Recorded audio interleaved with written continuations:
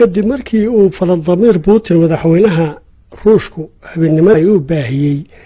khudbad lagu tilmaamay inay tahay tii ku dhawaaqista dagaal saddexaad oo caalami ah amaba ugu yaraan ay tahay tii uu ku banaysanayay inuu gudaha u galo jamhuuriyadda Ukraine ayaa goor hore oo subaxnimadii saaka xilliga dalka Ruushka taangiyada ciidamada Ruushku waxay gudaha u galeen dhulka Ukraine iyagoo ka gudbay xuduudda labada wadan.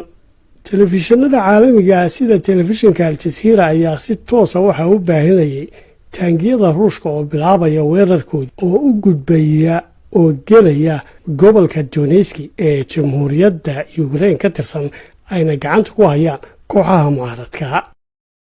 wararka hordhaca ee laga helayo duulaanka Ruushka ee saaka bilaabmay ayaa waxay tilmaamayaan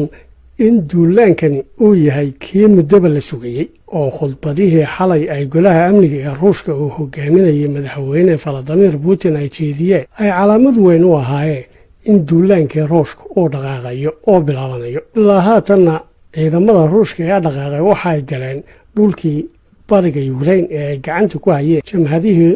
asal ahaan ka soo jeeday Ruushka ee mucaaradka ku ahaa dowladda Ukraine. wixii faahfaahina ee soo kordha barnaamijyadeena dambe ayaynu ku soo baahin doonaa haddii Allah awoodda leh ogolaado.